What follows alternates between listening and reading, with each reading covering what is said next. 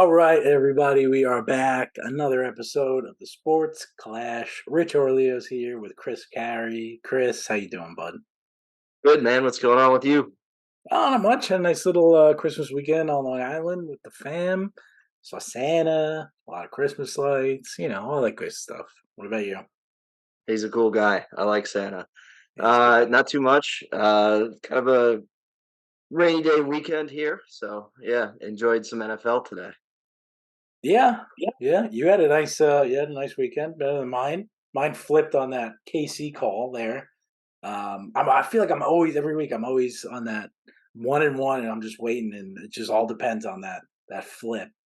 And it didn't go my way today, but what can you do? I mean, I'm not mad about my calls. Although the Colts got their ass handed to them, I thought they would keep it close, but what can you do? But I mean, even other than football, I mean, crazy weekend of sports since we last talked. I mean, Right. baseball stuff finally happened. We got Juan Right. Soto to the Yankees, Shohei Ohtani, big money. I mean, a lot of stuff to talk about. LeBron's a champion again. Uh, Yes, he is. the dude was so pumped, so pumped. But He let's start. was. Go ahead. He said one thing that'll never be broke is being the first, or one. Yeah, one thing that'll never be broken is the being the first to do something. That was his like post game speech, or whatever. So yeah, when we called it, we were like, yeah, if you put a trophy or some sort of incentive for LeBron to separate himself from the pack as like the greatest of all time, he's going for it, and he was clearly going for it.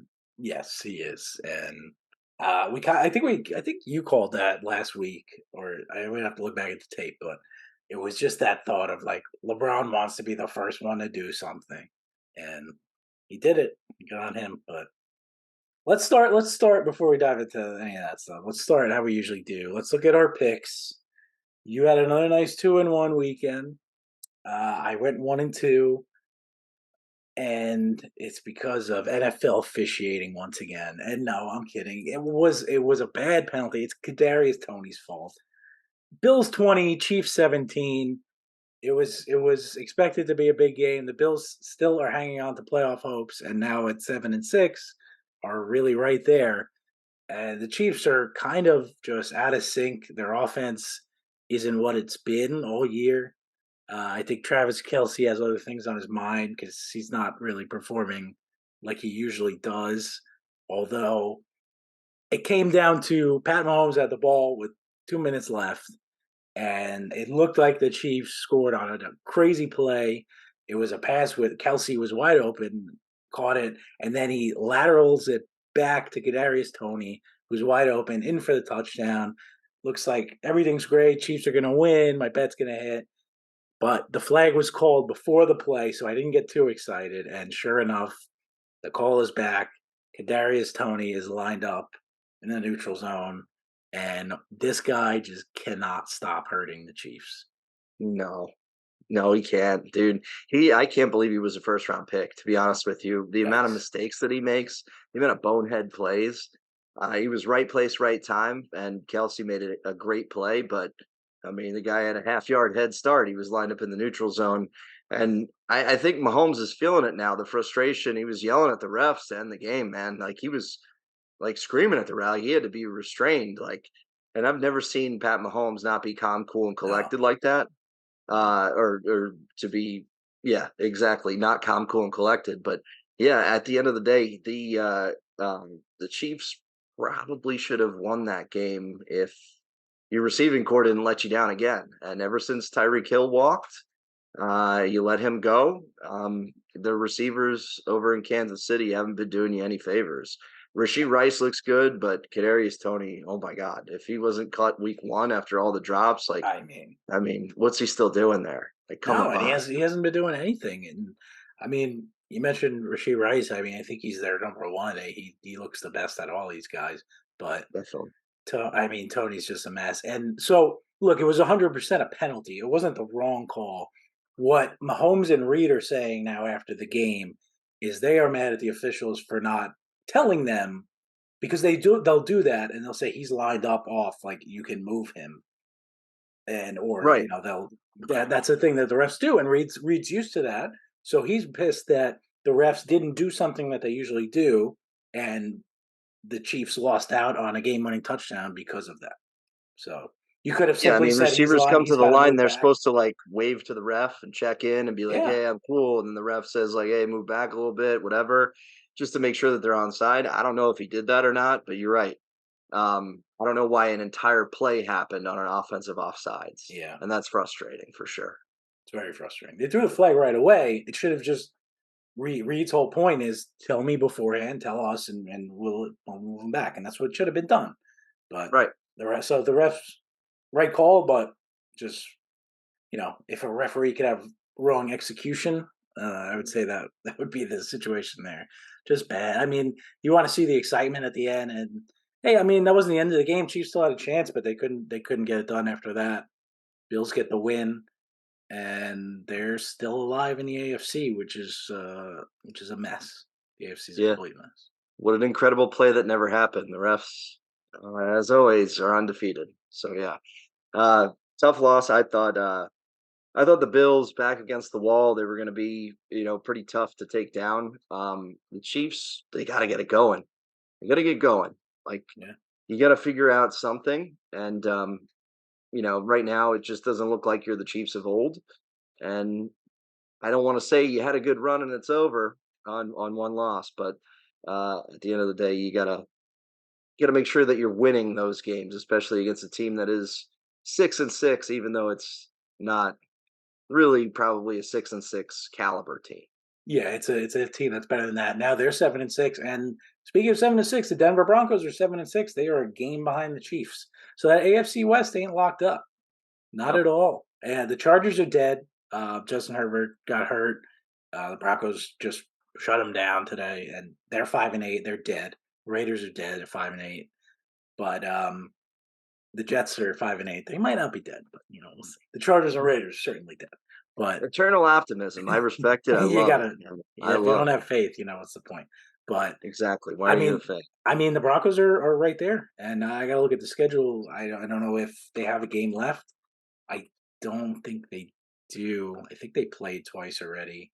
Um, yeah, yeah, they've already played, and I'm pretty sure the Chiefs won. No, the Broncos won one, Chiefs won one. Yeah, so they don't play again, but the Broncos have the Lions, the Patriots, the Chargers, and the Raiders. So, Broncos could easily go 3-1 if not 4-0 in that schedule. I Lions, don't I Patriots, don't love the Chargers. Broncos. I really don't, Right. but the Chiefs have the game advantage, but Chiefs also have the Patriots, Raiders, Bengals, Chargers. All right, yeah. It's probably I mean, only game that they should lose out of those are probably the Lions game, but I mean, the Lions look pretty suspect recently. yeah. Lions the Lions didn't do us any favors today. No, Um sir. hey, why not transition to that game?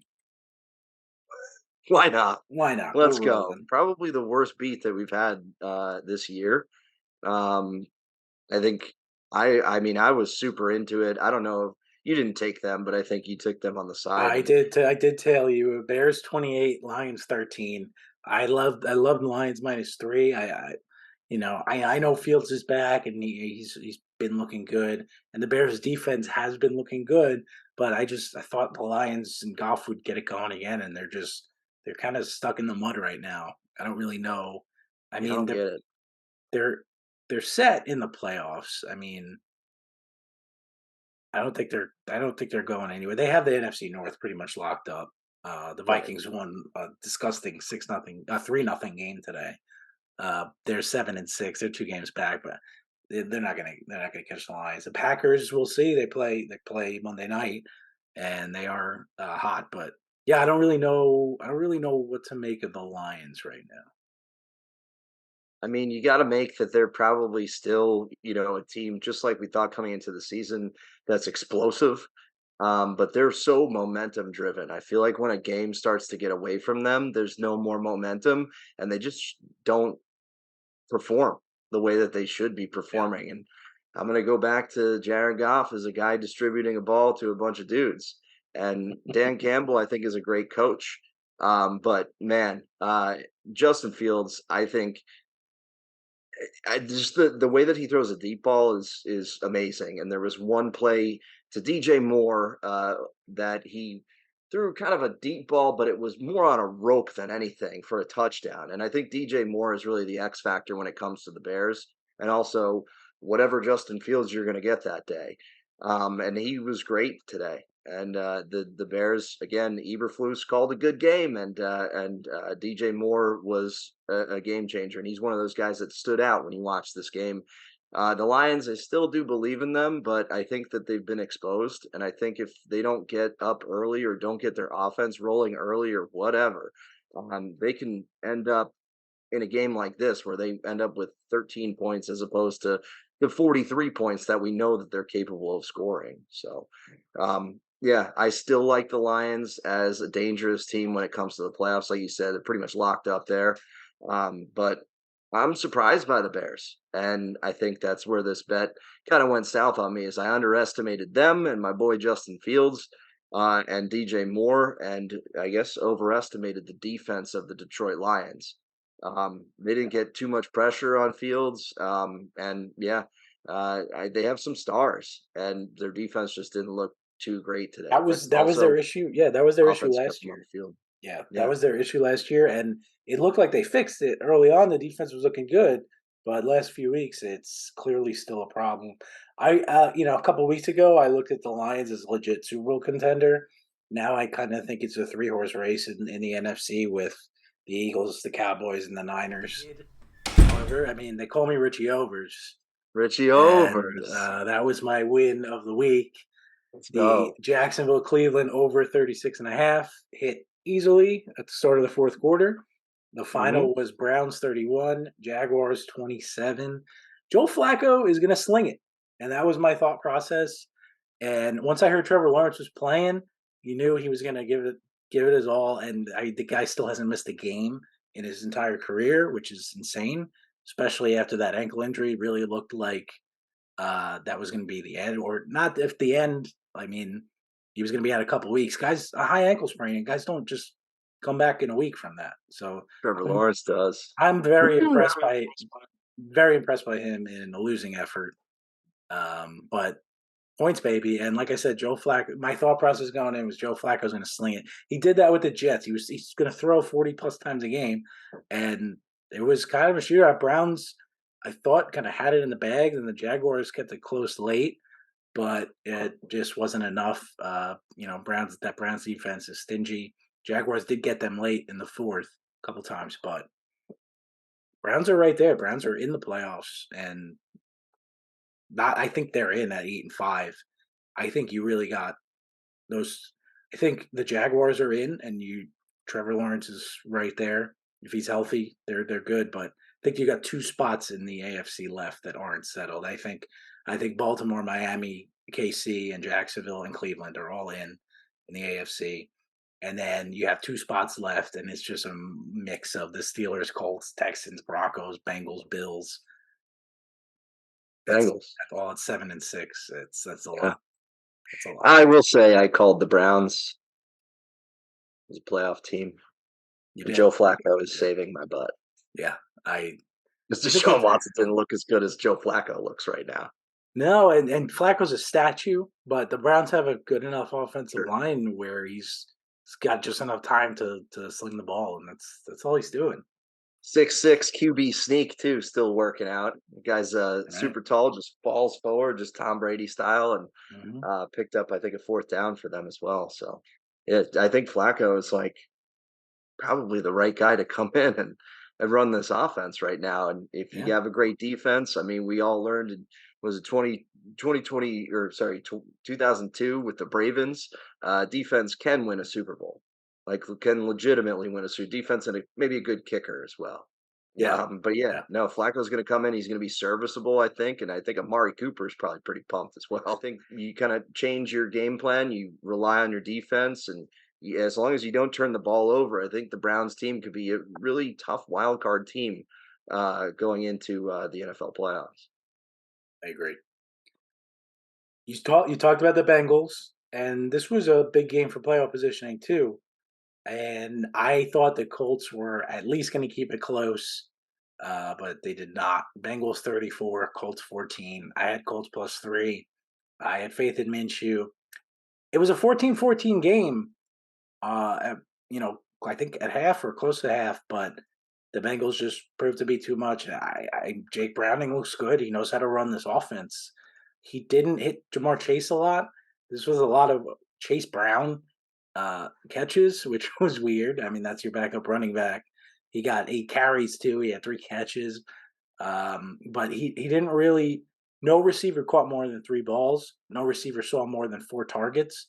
He's spreading the ball around. But they won. They scored 34 points. 30. I mean, that's all they needed to do. Mixing out another good game. With they have their receiving core healthy, Mixon's healthy, Browning can run the offense. They're right there again now after two wins with Jake Browning. I don't know. And Minshew had that bad game finally. He went a little crazy with 2 good ones in a row. You were waiting for it, and you know Yeah. And Yep. Zach Moss not doing anything. Yeah, that Jonathan Taylor injury is starting to hurt them. You can see that. Michael Pittman's still unbelievable, but look, Yeah. the Colts are in this mix at 7-6, but I don't think they have. It was a shock that they're in there. We talked about that last week. It's shocking that they are right there. I think they're going to fall off. Yeah.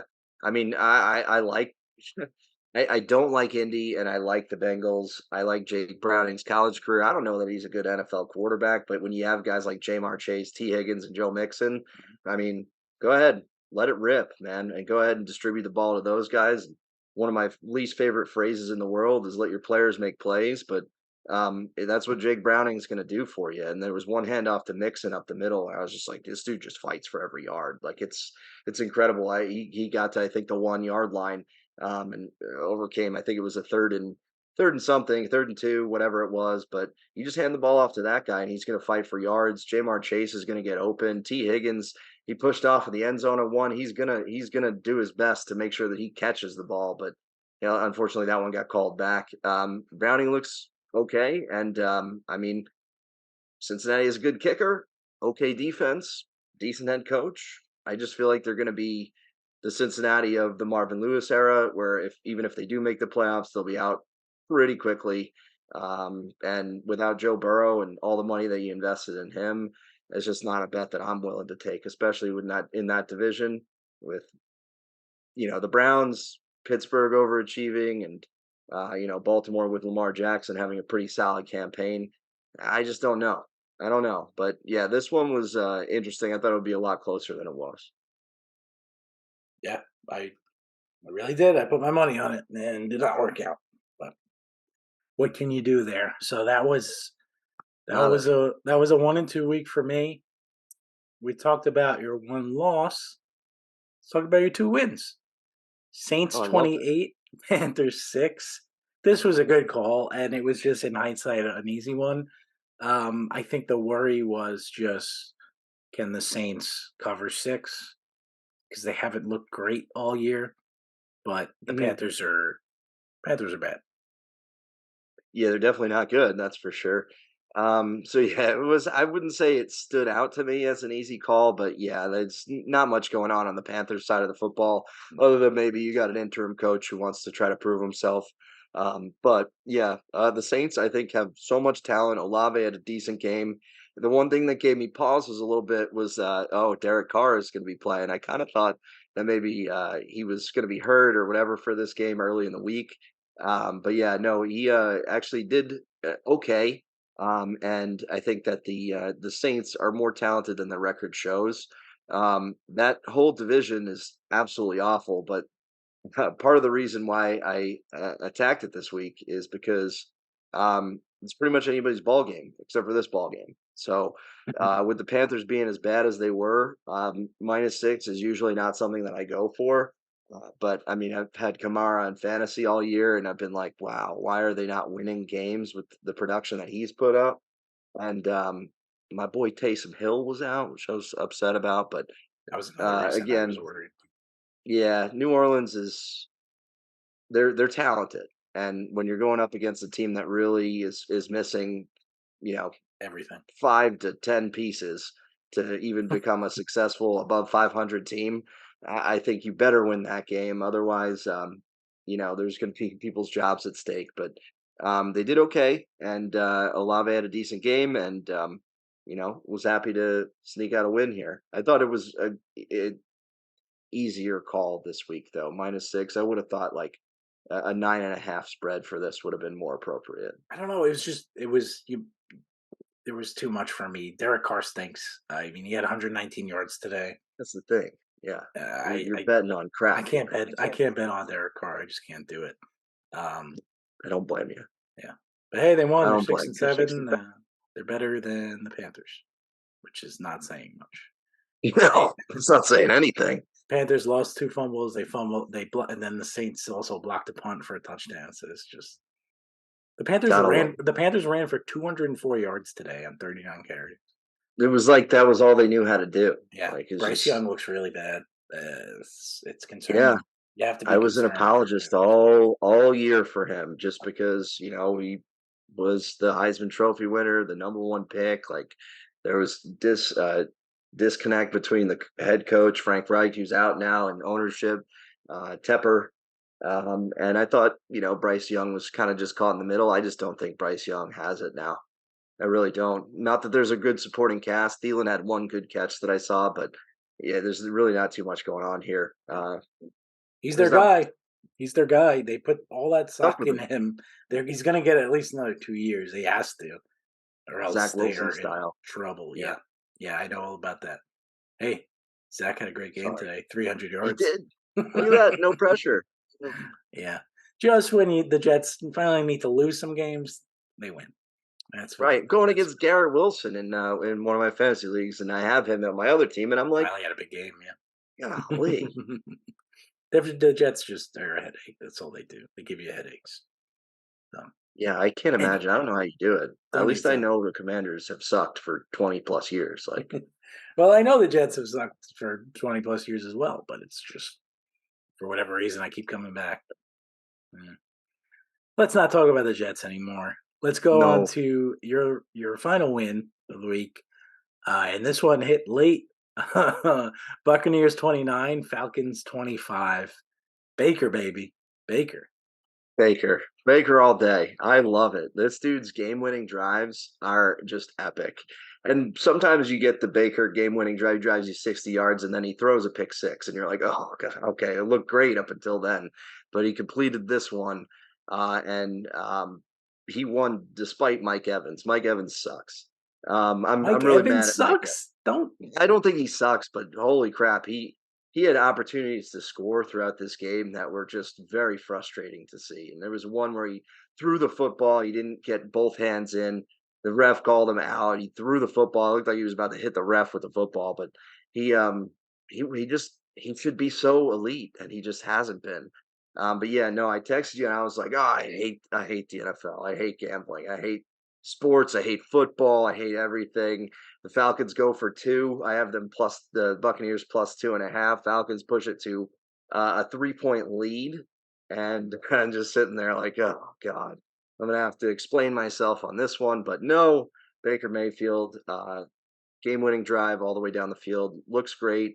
Rashad White, man, he's a good running back. He looks A really unbelievable. good He looks running like one back. of the best in the league right now. He's performing Yeah. at that level. It's been And crazy. lo and behold, Nobody expected that. yeah, and lo and behold, Buccaneers end up covering, end up winning. I had them plus 2.5, but yeah, I think everybody in that division other than Carolina is 6-7 now. So, but Tampa Bay is technically leading. Todd Bowles looked like he won the Super Bowl after he's just like pumping his fist. I'm like, dude, like you eked that one out, and Baker saved your butt. But yeah, no, the Buccaneers again. I think a talented team underperforming, just like the Saints. Bucks, I think, have great defensive talent, and they have good wide receivers. They've good playmakers. And again, I hate the phrase "let your players make plays," but the Buccaneers like have done nothing to go out there and make plays that are really like uh, in conjunction with winning football. And now this week, again, the game-winning drive, it was exciting as hell. But I still don't believe in them as a team or a franchise going forward. If they win this division, they're just going to get slapped the hell up Whoever in the wins this first round of division, playoffs. whoever Yeah, wins this division is going to get slapped up. whether it's Derek Carr, Baker Mayfield, or Desmond Ritter, none of those guys really just No. make me exude confidence in any of those teams. Of all of those teams, I like the Falcons the most. But the problem is Arthur Smith No, is you won't. obsessed with Tyler Algier. Today, again, Tyler Algier gets 9 carries. Bijan only gets 10 carries. Give the ball to Bijan Robinson. We're doing this again. It's week 14. We're still doing this? I don't Well, get it. reason they were in the game was he broke one, and then the 2-point conversion again was to him as well that they got it late in the game. Like it's you're again, let your players make plays, let your He was playmakers make involved. plays. Yeah, yeah. He was involved. He had 5 catches on 7 targets. Like it's not like they're ignoring the guy, but Tyler Algier should not be getting as one less carry than Bijan Robinson. Give your workhorse, who is incredibly way more talented. They're not on the same level, and there's this just obsession with Tyler Algier, and I don't understand it. Let your playmakers make plays. Desmond Ritter threw 40 times today. I know that the Bucks secondary is much weaker than their run defense is, and Drake London tore him up today, 172 yards. But like, get Tyler Algier out of there. Just give it to Bijan. It makes no sense to me. And they I lose the don't know if game. you saw it. I mean, well, first off, any team other than Atlanta that would have drafted Bijan would have had him on the field and utilized him much more than the Falcons have done throughout the course of this season. So I don't know if there's a long game, try to keep him healthy, whatever. You're not in contention this year. Who knows? But my God, you gotta. I mean, the guy's explosive when he touches the football. It's just that 2-point conversion was a no doubter. They even hit him on the end around there, and he busted one. So I mean, he's a great player, and they're just underutilizing him. Drake London, by the way, I don't think Tampa Bay's secondary is that bad. Antoine Winfield Jr. is a great corner. Drake London went up and snatched a ball from Antoine Winfield Jr. late in the game. That dude thought he had a total pick, and London goes up and just nabs it, high points it or whatever. It was impressive, and Ritter didn't make the mistakes that he normally makes today, and I think really it was just more along the lines of they played a good game. They could have used a little more Bijan Robinson, but the Buccaneers were a little bit too much for them, I guess, in the fourth quarter. So yeah, Bucks gave the ball to Rashad White 25 times. Maybe the Falcons should try to do that. it's Look, kind I of get it. football. I get the pass was working, and yeah, Winfield Jr. is great, but the Bucks. I looked it up too. I'm like, why are they throwing this much? And the Bucks pass defense has not been great as a unit this year. So Yeah, I they get don't I have a good pass understand rush. that, but it just comes down to Algier getting more carries than he needs to be because I Bijan's the mean, guy. London won 10 receptions, 172 Yeah, yeah, yards. yeah. No, It's a they had day. plenty of success passing the ball to. I'm not even mad at that. It's just get Bijan more carries. Come on, whatever. But Arthur Smith's gonna Arthur Smith, and now you got the Bucks, Falcons, and Saints at 6 and 7 in that NFC South. Someone's gonna win it. That was my shitty last week. Was that shitty division? Yeah. It's just shitty. All right. It is now time. Another rendition of Guy or Dude. Just a regular, everyday, normal guy. Nothing special about me. How do you do, dude?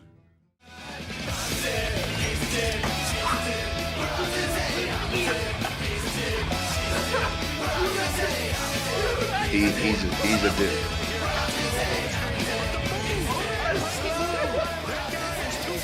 To move like that. Corn Pop was a bad dude.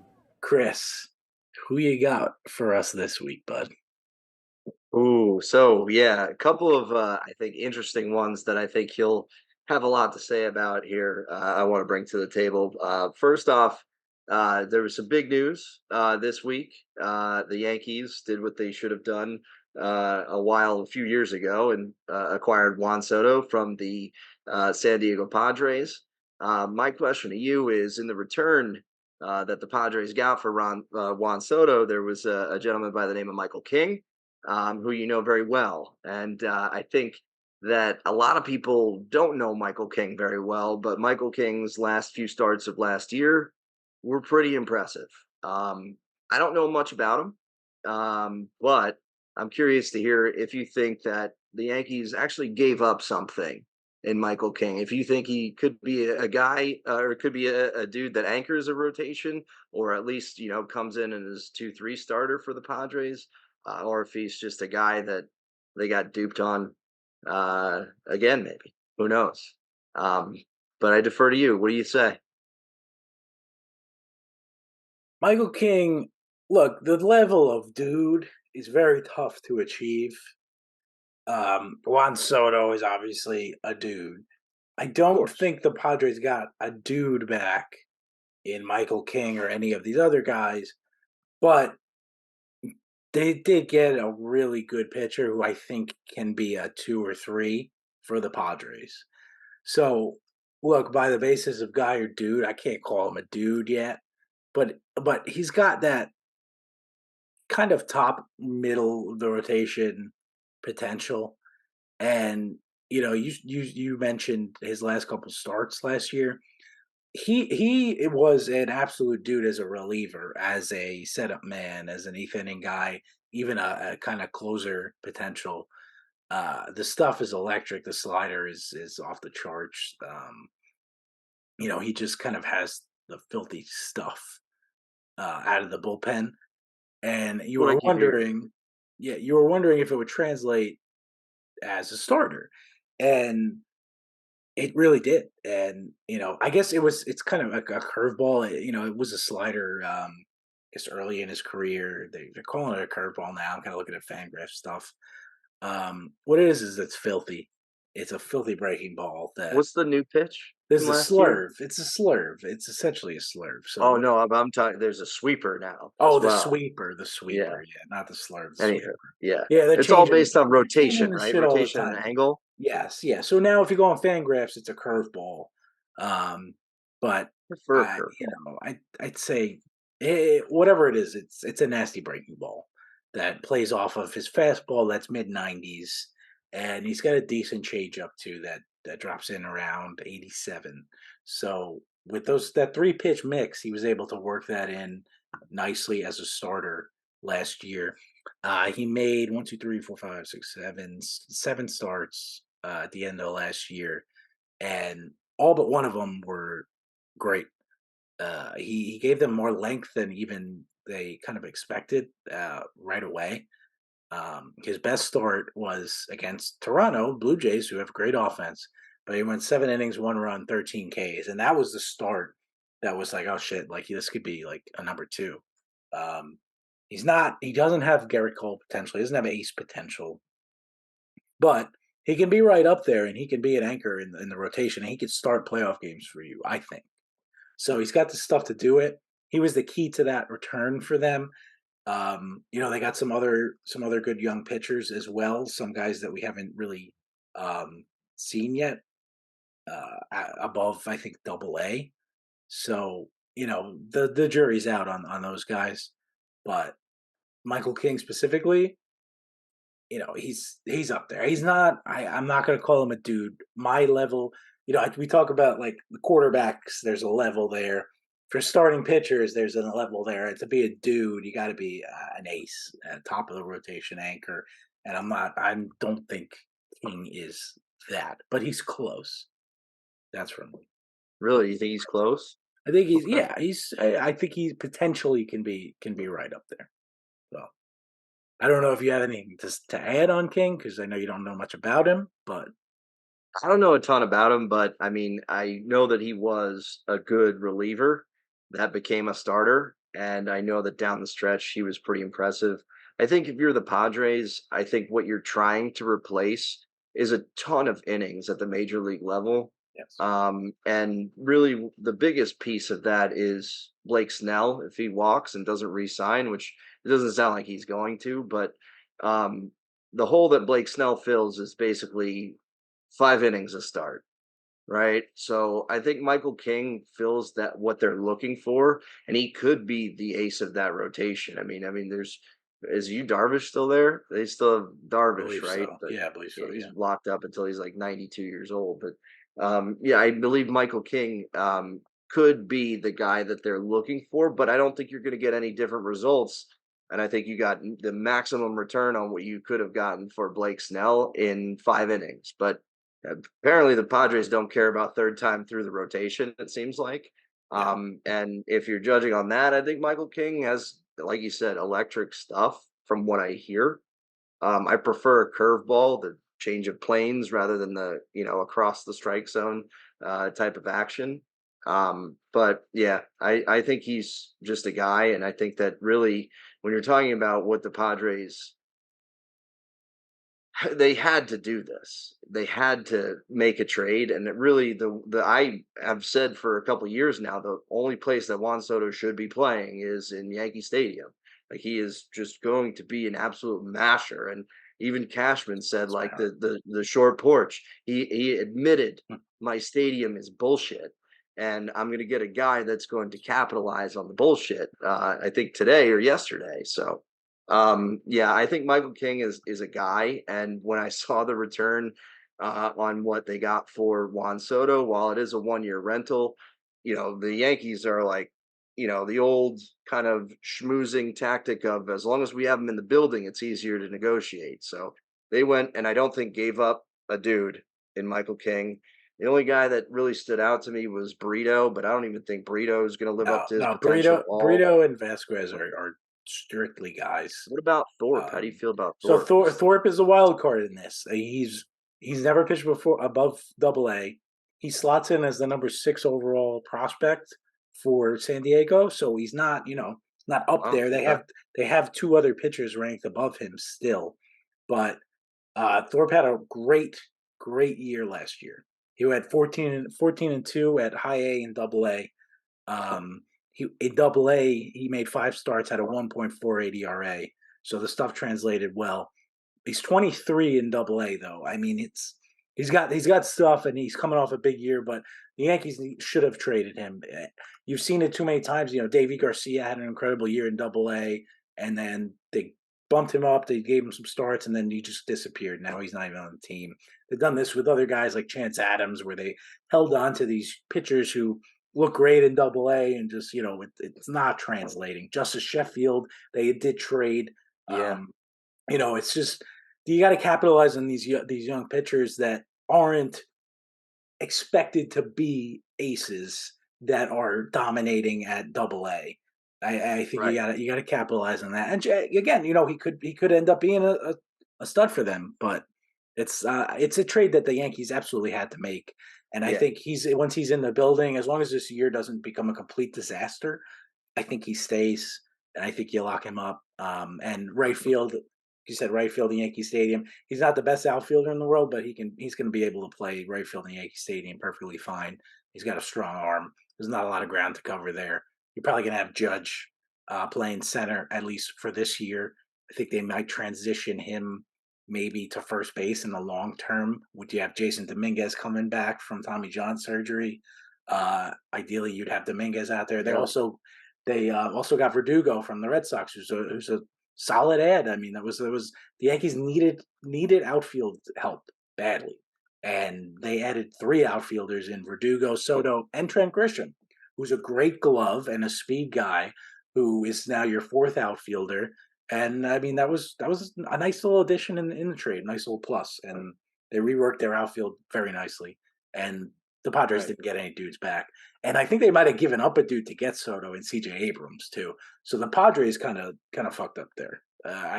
They got him to be a Padre forever, and then they realized they're not going to be able to afford him, and they didn't win that 1 year with him. So it's a rough look for the Padres.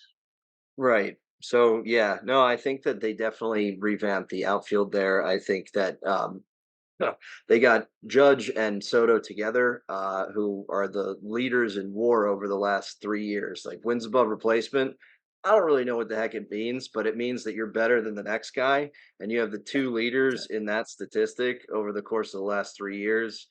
Like, what do you like? You would give up anything. You would give up way more than Michael King to get that in your outfield. I know it's 1 year, but Yeah. again, like you said, like, I think it's easier to negotiate when he's in the building. Regardless, he'll grow accustomed to the way that they do things, to the city, to the fans, to the ballpark, to the team, to everything there. And I think that that's huge. And while he's a Boris client, and Boris clients always hit free agency, I think that it still gives them an advantage when it comes down to talking to him in free agent. So if they don't sign him to an extension, I don't think that it's, Soto's gone. I think it's more of Soto's going out to find an offer so that just like, Yeah, you and me in the business world go and bring to our employer, hey, can you match this offer type of yeah, thing. yeah. So I think they did the right thing there. But yeah, so Michael King, I think we can kind of agree, kind of a guy. He's got the stuff of a dude. Maybe not the length of a starter, but he's He's also got to make a big leap to be a dude. A gonna real make a big big leap. leap. And people are saying that he made that leap last year, but I didn't watch a lot of He Yankees made games. a They, leap. they weren't He too made a relevant. leap last year, but that level of dude, that's an ace, and he's not quite there. And he's like I said, front of the rotation potential, and that Yankees are gonna miss him. But it was a no brainer move in what they gave up. And the Padres, like you said, they're betting on just arms. They needed to bring in arms, Just MLB ready flush the arms. be Yeah, flush with arms in the minors, and the Yankees do something that's so good. And I mean, damn it, I'm going to give them credit for something again too. Is people buy off of emotion and potential, right? Like it's like literally a thing. Like if somebody is at Double A and goes 14-2, yeah, flip them. Who cares? And they get the knock if they don't develop their starters. Who cares? There's way more things that could go wrong with a starter or a pitcher at the minors, especially at the low levels. They haven't even hit AAA, even into the major league level or whatever. And I think that the Yankees do a good job of capitalizing and sending those guys off for major league talent before anybody kind of realizes it might not be major league talent. yep, love it. Anywho, let's go on to the next one because you brought him up, and I wanted to give you the opportunity to discuss him because I think we're going to be a little bit different on this one too. Yankees bring in Alex Verdugo prior to the Soto trade, and I know you had said, hey, maybe they'll flip him. He'll be part of that trade, and I thought, okay, maybe that's a major league ready, solid outfielder for San Diego to plug into their lineup. They end up keeping him and getting Trent Grisham, who's an incredible glove as well. I think Verdugo lost in the mix here of the moves in the offseason was a pretty sneaky move and a pretty good move by the Yankees, and very rare to see the Yankees and the Red Sox complete a trade because they don't Yes. like each other very much. But what do you think about Alex Verdugo and the way that he slots into the lineup in the rotation with everybody there, Stanton included? Yeah, I mean, I love it. You didn't give up really anything to get him, and it's a 1 year tryout at 27 in a position that the Yankees needed. So fantastic trade. I don't think Verdugo is a dude per se, but he's got as you say, you're a pedigree guy. He does have the pedigree. Mm-hmm. He was drafted in the second round. Triple H. He's a former thank you, catching on. He's a former top prospect for the Dodgers, and it never really amounted to huge seasons. But I mean, the guy was in the 2020 short season. He got some MVP votes, which is pretty crazy to, to think of. But he's a contact, high average guy who has hit in the clutch, and I know that as a Yankee fan because over the last couple of years, he's really just every time he's up in a big spot, he comes through, and a lot of times it's just with a little flare into the gap, and that's Right. something the Yankees need. So perfect fit for the Yankees. Apparently, there were some issues with him and Cora, and I guess maybe a couple of guys in the Red Sox clubhouse. We'll see. Look, they're not tied to him long term. It's a 1 year, it's a 1 year deal. But right now he's a great fit, and that outfield is set. And they're out on Cody Bellinger right now, which is fine because I feel like that Yeah. could be a trap. I Yep. really like Cody Bellinger a lot, but he's going to Me get some too. He big won me money. your league. Yeah, yeah, he did. He's gonna get good money somewhere, and I hope he has a good career. But I'm okay with them taking a chance on Verdugo and the Yankees offseason hinges on getting another top of the rotation starter, and obviously Yamamoto is the target of them. But we'll see on that. Bottom line, Verdugo's a guy who does have a pedigree and can. Um, I don't think I think he's shown enough in his years in MLB now where he's not a dude, but he's a very serviceable outfielder, a starter, a bottom of the order guy who can hit for average, hits in the clutch, has enough pop. As a lefty in Yankee Stadium, maybe he'll show a little bit more pop. I think it looks like his career high is 13 home runs. So, maybe that translates to 20 something homers. But it's a great ad for them. Perfect ad. Yeah, I think this is completely underrated. What do you say, guy or dude? He's a guy, but He's a it's guy. a perfect fit.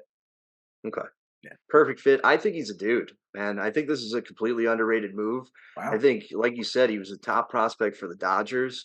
I mean, he wears the Mexican glove. He plays with flair. He plays with an edge, like Aaron Boone said, and he's a lefty going into Yankee Stadium as well. That helps the power numbers. But you took the words right out of my mouth. As he does the things that he needs to do to get on base and hit for a high average, which I think is an emphasis for the Yankees Yes. going forward. He's 280 something career hitter. So he hits for a high average, but he also does those things that like a Jeter did back in the day, which is just bloop it into right field, get on base, and then make something happen. Mhm. So he's not just a three true outcomes type of guy. And I think that the Yankees made a good move here, giving up next to nothing for a guy that I think the Red Sox really underutilized because he's clutch as hell. He Mhm. plays with emotion, and I think given the opportunity, which I think is going to happen when Stanton gets hurt, for him to play, pretty regularly, and I think he'll still have that opportunity to do so. I think he's going to be I think he really, really starts in left. Yeah. right, and he's already knows the division. No, He left. already, has played against, Toronto and Baltimore, been proven to be good. I mean, he's just gotta not hurt himself and, find where he slots in, and yeah, he'll be a good lower end of the lineup bat, which is I to me is ridiculous. I think Verdugo's a five hitter, a two hitter, something like that. He's not your, Yeah, your cleanup that's guy fair. or your three hitter or anything. He's definitely not your leadoff guy, but I think he's not an 8 or 9 hitter or 7 or 8 hitter, and I think that's where he's gonna end up in the Yankees lineup. Yeah. I think that he's a dude, and I just don't think he's gotten the opportunity recently, to play at a high level consistently. I think that Boston kind of had him in this platoon because they love platoons. Same thing with the Dodgers, and Mhm. he has splits.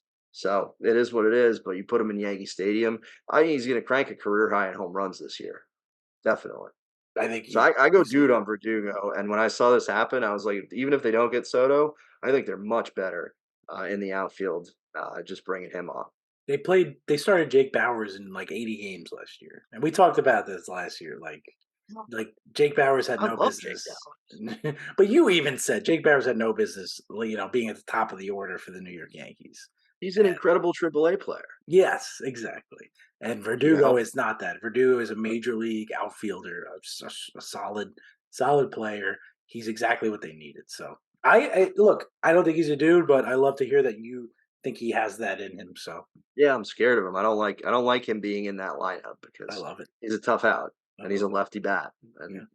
just plays well in Yankee Stadium. So, anywho, Who else enough you got? about your stupid Yankees. I want to talk about the game coming up tomorrow, and a guy who's been streaking in the NFL and making everybody who believed in him look pretty good. Jordan Love, the Green Bay Packers. Monday night. He played really well last week and won the game, and then tomorrow is got a Monday night matchup, I think, against the Giants, which he should probably do pretty well in that game, I would hope. But before we even get to that point, what do you think? You think he's a guy or a dude? I think Jordan loves a dude. I think the Packers have their guy. Um, and I say that, he had a bit of a slow start, but the last, 4 or 5 games, he's really put it together. He hasn't thrown he's thrown 2 interceptions in the last 5 games. He's dropping dimes left and right. His pass ratings through the roof. The Packers just do this. And if Jordan Love went to the Jets, he would be shitting the bed right now. If he went to the Panthers, Bryce Young he would be probably playing the same level. But he went to a great organization that knows how to build quarterbacks. And I mean, you have an incredible coach there, Matt LaFleur. They have everything they need. They always do. They are one of the gold standard NFL franchises, and you know the Jordan Love is right there, and he's got all the ability to be the dude for Green Bay, from Favre to Rodgers, and now to Love. It looks real. He's a dude. Yeah, I'm gonna agree with you on that. I guess this is kind of like a setup for a dunk right here. But yeah, I think Jordan Love is, and I was not always of this mindset, Me neither. but I think he's going to be the face of the franchise for probably one of the most storied franchises in the NFL here going forward. And I can't believe how the Packers do this. I mean, you draft Aaron Rodgers, Brett Favre gets pissed off. He sits behind Favre for a couple years. People kind of forget about him for a second until the offseason when they're like, is Favre done? Are they going to push Favre out? Then it's Aaron Rodgers. Favre gets traded to the Jets. Aaron Rodgers gets traded to the Jets. Bring in Jordan Love. He's pissed off at Jordan Love. Then he gets traded to the Jets. And then yeah, it's just it's amazing. And I don't know what it is about their organization because there's obviously different coaches. There's different front office personnel. There's different people They don't have an making. idiot owner fucking things up.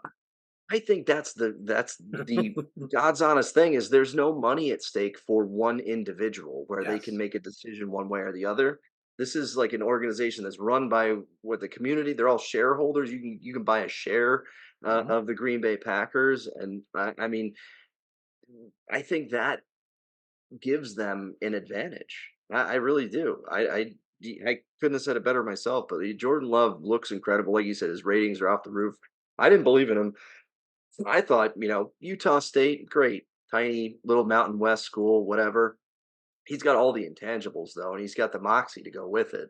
I think Christian Watson's a huge help, and Dobbs is huge. So he's got some okay receivers there. But really, outside of that, like, I mean, your running game, Aaron Jones has been hurt all year. Like AJ Dillon is just not super effective, and you're winning games. And They're winning um, games. yeah, I'm happy for LaFleur. He got it right. And people don't tend to love Aaron Rodgers, but I think LaFleur got a lot of flack for, drafting him and being about like the Jordan Love experiment and this is our guy for the future or whatever. When you have a 37-year-old quarterback or 36-year-old quarterback at the time, that's how you need to think, especially in an organization like this. And I think he did a good job. And I think Jordan Love's going to be around for a long time and, playing at a high level for the Green Bay Packers. Yeah. And look, you said it might be a slam dunk. I don't think it is. I mean, you mentioned, Utah State, like this wasn't a guy who was the number one overall. He was 26th in the first round in 2020. He spent a couple of years behind Rodgers, and it's this organization, and he has something that they loved, and he's fitting the bill and getting it done, and I think he's going to be the dude for a long time. So I'm jealous. I'm jealous of the Packers and organizations like that that just How look, we many just talked. quarterbacks the Jets have over the course of the past 20 seasons? How many quarterbacks the Commanders have it's like Yeah, we're speed dating at yeah, this point, and yeah, they're over there on their third marriage. It's yeah. incredible. It's shitty ownership, and Packers don't have that. Gotta like love. It's annoying. I started I to bet love love. against them. You gotta love love. You I gotta love love love. love. Yeah. Ugh. Hey, good for them. All right, Sky or dude. I love it. I mean, you talked about my Yankees for way more than you've ever wanted to talk about the Yankees ever. So, thank you for I that. know. Appreciate Shohei's not in the division though, so I think it. the Yankees are the stiffest competition that my O's have. So spill the beans. I'll That's get to that. what I was going for. We'll get to that. All right. Okay. Well, let's move on to the good, the bad, and the shitty. Chris, start us off. Who you got? So I had two goods here, and I was gonna go with Who goods? one or the other. And the first one that I had was Joel Embiid, who just oh my god, he's so good. So that one's too obvious. So I'm gonna go still in the NBA, but take a little bit of a turn based on current events that happened last night. Austin Reeves. Austin Reaves is a good. Austin Reaves is a very good. He earns it for this week for sure. He is a very, very good player, and I was cracking up during the in-season tournament. Doris Burke called him "Hillbilly Kobe" on one of the outros to a commercial, and I just thought that Doris. was so. I was cracking up, "Hillbilly Kobe." Doris. But yeah, 28 points in 28 minutes in the NBA in-season tournament when the Lakers couldn't hit threes, they couldn't do anything outside of the paint from LeBron and AD. Austin Reeves was the guy that was scoring. Um, just was like, oh my gosh, has he been playing this well all year? The No, he game before hasn't. I that, have him in fantasy. He has game not. before that, coming off the bench, 23 minutes, 17 points, 5 rebounds, 7 assists, 3 threes. Game before that, off the bench, 20 points, 6 rebounds, 2 assists, 3 threes. Like per minute, his scoring is pretty substantial. And I feel like I love D'Angelo Russell, go Buckeyes, but Austin Reeves maybe shouldn't be coming off the bench. He should be I'd like playing to see over what he can Cam do. Reddish, to be honest with you. Cam Everybody Reddish, I mean, yeah. Cam Reddish has the length, I think. He's got the length to play defense and whatnot. Is Reddish playing the 3 or the 2? I think so. Yeah. I couldn't tell you for sure because it's so fluid. When LeBron wants to take up the ball, he's playing point guard. Yeah. So Yeah. who's slotting into power forward at that point? I don't really know how it goes. And credit to Darvin Ham. I think he's actually a really really good coach. But um, I didn't always believe that about Mike Brown or Ty Lue. Unpopular opinion, but with LeBron, I think Darvin Ham is and that younger the younger guys on that team, I think he manages that team really well. I loved hearing him mic'd up during that whole thing. Seems like an awesome dude. But Austin Reeves, I'm going to go ahead and give him a good. He was on those teams for Wichita State that made deep runs in the NCAA tournament. Transferred to Oklahoma for I think his senior season and averaged 20 plus points or something like that per game at Oklahoma. So give the guy a shot. I'd love to see him start the game and play more than 22 minutes. I'd love to see him play 28 to 30 minutes and see what he could do because he seems like he could put up a triple double if he's given some extra minutes on the floor. Who knows? That's my good. That's the Reeves. Hillbilly Kobe. Oh, I hate Doris Burton, but anyway. So Those times. Cracking up. I was gonna give my good to the Yankees for getting Juan Soto, but I think we've talked enough about that. And I think they have the chance to earn my good next week if they land Yamamoto. I'll say that. The Evil Empire might be back if they nail that. And it's a head to head with the Mets right now. And Mets fans, if Uncle Stevie gets outworked by the Yankees and Yamamoto comes to the Bronx, it's gonna be a rough look. It's gonna be a rough look. But I'll pivot and I'm gonna give my good to the Edmonton Oilers. I'm gonna give hockey some love here. Oh, The Oilers have the best player in the world, and McDavid. they haven't Connor McDavid. They have not put it together just yet, and they had an absolutely abysmal start to the season, and people were starting to worry that it was over. All of a sudden, they've rattled off 7 straight wins. They're back to 500 at 12-12, and they have one overtime loss. But they're 8-4-1 at home now, and they look like they're right back in it. And they have too much talent to fail. Forget about Connor McDavid, even Leon Draisaitl might be just as good. They have Evander Kane, Nugent Hopkins. They kind of have just endless talent. It's impressive, and I don't know what was going on at the start, but they've put it together. They've erased that start. They're back at 500, and I think they'll be right there. So, quick little I mean, pivot there. I wanted to acknowledge the Oilers for a 7-game win streak. they were in the NFL or the NHL finals last year, right? The Stanley Cup finals, Yeah, were they? right? I remember betting on Connor McDavid to score a goal in every game that they were in the playoffs and No, being they disappointed. lost. They lost to They lost before. they lost to the Golden Knights in the Got it. second round. So Got it. that's Okay. been the thing for them. It was just they haven't put it together, and they were a top seed last year, and they scored a ton because they can do that. But they need to win a cup. I look if the Islanders don't win it, I'm rooting for the Oilers because I aside from the Canadian thing, because I kind of enjoy seeing these Canadian You know, teams. like Canada. No. I enjoy seeing these Canadian teams not win. It just kind of you get to hold that over them. U.S. teams keep winning. It's just kind of funny. But I would like to see Connor McDavid hoist the cup. I think he deserves it. It would be good for hockey. And hey, I'm glad that they kind of got it together. So There's a lot of studs on those Canadian teams. But yeah, McDavid. I mean, McDavid he's a man. He's a man. man, he's a dude. I mean, that's your primo dude for the NHL. So good for Oh yeah, well, keep us going. Who's your bet?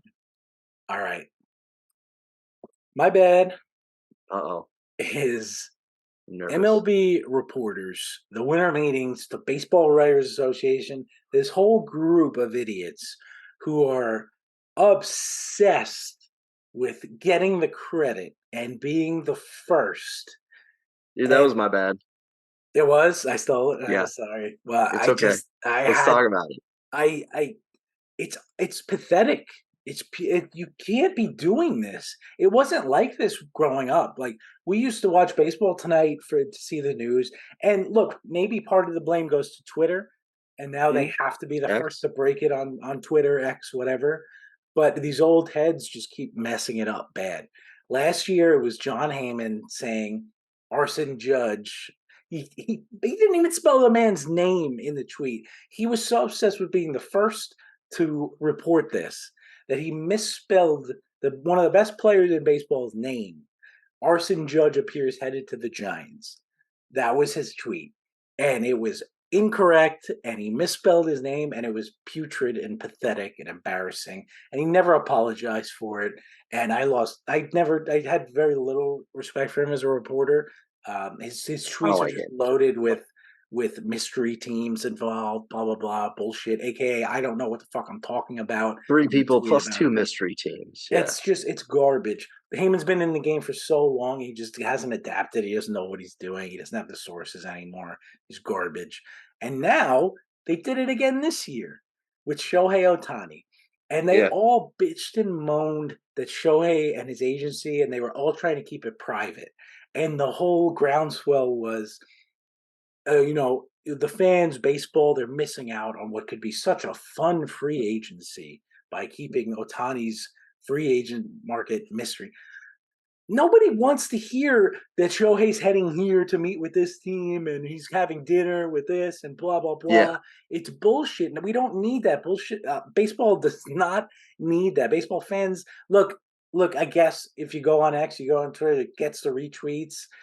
People are into it. But it's bad, and it's causing respected reporters to make really bad mistakes. And this time it was John Morosi, who works for the MLB network. The guy's been in baseball forever, and he's just he tweeted and reported that Ohtani was essentially going to the Blue Jays, and he said he's on a plane to Toronto right now, and that was not true. That wasn't true. Like, you're not supposed to be doing this.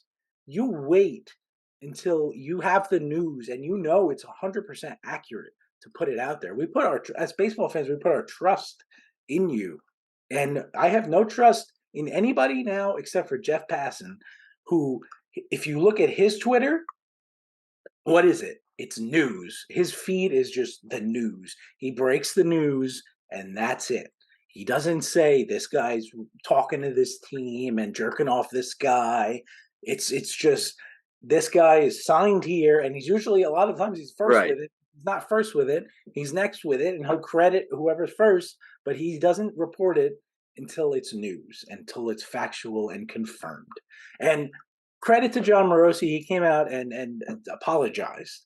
John Heyman hasn't done that.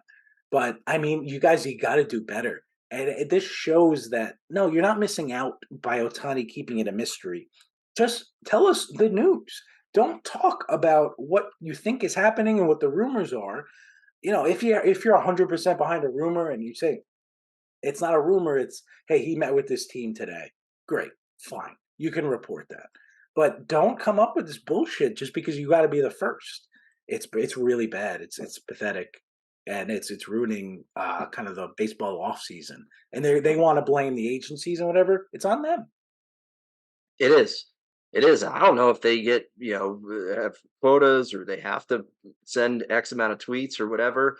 I have no idea. But I texted you and was like, "Oh, to screenshot this. Look, Shohei's going to the Blue Jays, AL East." Like I was like, all about like I was breaking the news to you. So I guess I know how they feel a little bit. But the baseball writers, I mean, even with the Hall of Fame votes and things going forward, like they're just like clinging on to, a lot of stuff that I think has moved past them. And the Baseball Writers Association, a lot of these guys like are trying to separate themselves or try to, get the headlines or get something like that. And I totally was of the mindset that Shohei was going to the Blue Jays. They put John Heyman on MLB Network. I can't stand watching him on MLB Network either. But you're right. They don't say, "Hey, I was wrong with this." And who cares? I had written down Shohei's reporting on his free agency as my bad. Like, who cares? Like, let the guy make his decision. Let him. They're like, who's this dog that he has? They're like, where is he on a plane to? Like all these things, and like, I don't need to know that. I don't really care. And at the end of the day, I want to know where he's signing for how much. And you had actually texted me back and said nothing's official until Jeff Passan reports it. And I was like, all right. And then lo and behold, the next day, Jeff Passan reports $700 million to the Dodgers, and wasn't on a plane to Toronto. Was actually just chilling in LA because he knew that was going to be his home for the next 10 years as well. So yeah, this is so funny.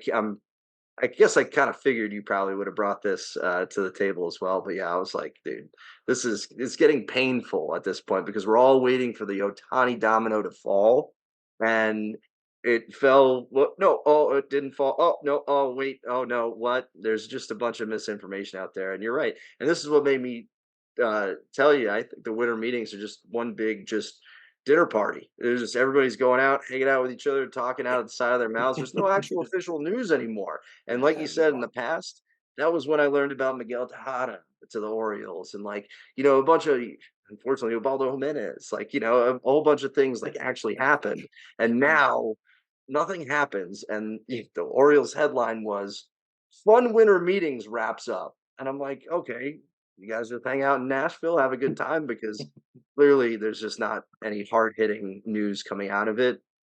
At least, yeah, I mean, Otani was broken after the winter meeting. So, like, yeah, Yeah. nothing really happened. Like, Kimbrel to the Orioles. Woo, yeah, great. Yeah. And Passan's Uh, first tweet was Shohei Ohtani just posted on Instagram that he's signing with the Dodgers. Like it was very clear that Ohtani was going to announce this himself and keep it secret, and the reporters, other than Passan, were just not having it. So again, Otani's post was such a breakup, telling the Angels they did so well. It's not you, it's me. And telling the Dodgers, I'm going to be the best for you. And I'm so excited for you. It was a total breakup text. It was great. all right, keep it going, Chris. Who's your shitty? My shitty is I think you brought it up earlier in the podcast here is the Padres' return on investment on Juan Soto. The entire marriage that the Padres and Juan Soto have had has been wrought with mediocrity, and it started from I think the beginning of the deal that they made with the Washington Nationals. I think kudos to the Washington Nationals for making the trade that they did when they did, realizing that they had to do something, otherwise it might be too late. There's a lot of people talking about Juan Soto. He's under 26. He's been on however many teams, whatever, and people aren't talking about the reason for that being is because his value is so high. It's not like people want to get rid of him. It's not like he's a clubhouse detriment. It's not like the fans hate him. There's nothing wrong with Juan Soto. He's a once in a generation player. He's up there with Ted Williams in his production at his age. And the reason I think he's just been moved around is because you can get a lot for Juan Soto prior to free agency. So I think that the Nationals crushed it. I think that the Yankees, I guess, now made a good decision not going after him initially from the Nationals because you would have had to give up a king's ransom to get him, and you got him for people keep saying a 1 year rental, but you get him for a solid year on a team that's win now. Obviously, everybody in that organization plans on winning a World Series next year. and you don't give up that much. We just talked about Michael King. I think that the Padres just, wow. I mean, nobody could have They messed it projected up. what they were last year, which was average at best. They were not a good team. You have so much money invested in that team. But to give up CJ Abrams and now you're looking for starters, and Mackenzie Gore was a centerpiece to that deal that went back to Right. the Nationals Right. and was actually fantasy He was a good decent. Yeah. fantasy player this past year for the Nationals, and I think will continue to be a good pitcher going forward. He's got all the intangibles, and he's got all the the pedigree, the coaching, and the everything that he came with as a number one prospect. And the Yankees didn't have to give up anything like that to get Juan Soto here this year. But yeah, my shitty is the return on investment that you got for Juan Soto in San Diego, which was getting rid of what looks like a future superstar in CJ Abrams and a future ace in Mackenzie Gore, just to get back Michael King, Johnny Brito, Thorpe Guy, and Kyle Yeah. Higashiao Waka Yeah. Waka or whatever Yeah. to pair They. with Yeah. Gary Sanchez, who was Yes. also the sloppy seconds of the Yankees as well. So, Yeah. yeah, the shitty. I mean, I don't know why the Padres can't win. I really don't. I love Machado. I love Xander, Tatis. I love his production. And I'm a fan of Cronenworth. I think they put too much money in him. But you're losing a lot of pitching, and you made this deal almost in desperation to get what you could get from Soto before you hit free agency and to fill the innings that you needed to fill that you were going to lose to free agency on a team that has vastly underperformed and it seems like people don't want to come back to, right? Yeah. So you're going to lose out on Soto anyway. But still, I don't think you got nearly what you should have got for Juan Soto because I think everybody knew you really needed to make this deal. Yeah. They did, and they ROI, synergy. it's gone. Yeah. They messed up. They Yeah. messed up. Who's your shitty?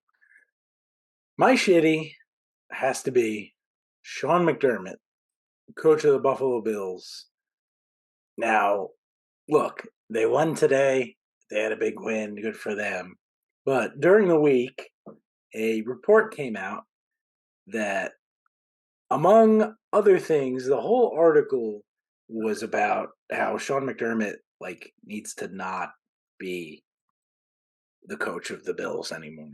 And look, he got the win, and they're 7-6, and there was probably more behind that before this. But the bottom line is this tidbit that came out from McDermott, where this was right when he first started, and he came out and tried to, I guess, tried to motivate the team.